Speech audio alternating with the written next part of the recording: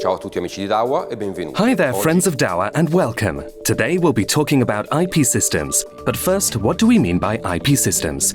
IP systems are systems whose components can connect to the internet.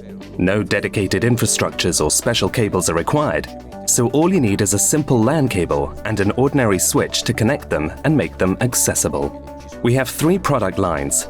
There's Lite, which is an excellent entry-level product with all the basic functions. Then there's EcoSavvy, which has extra features such as video analysis and facial recognition. Finally, there's Ultra, which is essentially our high-end for more professional applications. Applicazioni di tipo professionale. We have various types of video cameras. We have the Dome and Bullet, classics of video surveillance, the PTZ and Speed Dome, which are able to move freely around 3 axes, thermal cameras, which are able to capture images in the dark or in low-light conditions, and panoramic cameras, such as this fisheye, which has a 360-degree angle of view to capture video in special situations.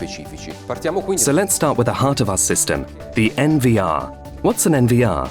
It stands for Network Video Recorder, and it enables us to centralize the video cameras, acquire data from the network, store it on the internal hard drive, and then, of course, make it available to external access via the LAN interface.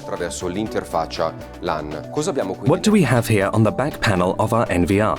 The audio input-output jacks, the RS-232, the LAN port for communicating with the outside world, a USB port, the VGA and HDMI video outputs, the alarm input and output ports, the PoE switch, and of course the plug connector to power the device. Now all we have to do is connect the cameras to the PoE ports of the switch. Let's start with the configuration. And as you can see, when we turn it on, we get a setup wizard that will guide us through the configuration of the base settings, and which starts, of course, with the most important thing: setting a password, which has to be at least 8 characters long and have a mix of uppercase, lowercase, and special characters. So we enter the password and confirm it like always. We also have the option of entering a personalized unlock pattern.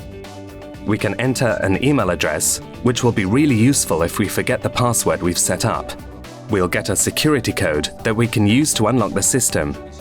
And then also the security questions, which are an additional way of recovering a password that we've forgotten.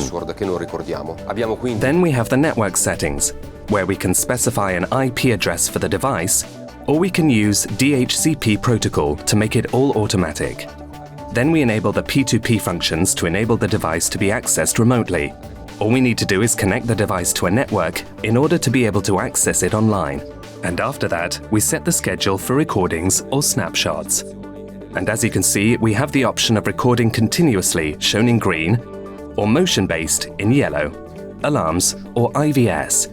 We can set the various times and days of the week we want to save our recordings. And we can do the same for the snapshots. Then we add a fourth camera that will go and get directly on the network.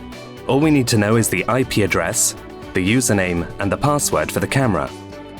When we're done, we confirm it, and the camera is added to the set of cameras available to the device. Great, that's all for now. See you all again for the next Dawa Technology video.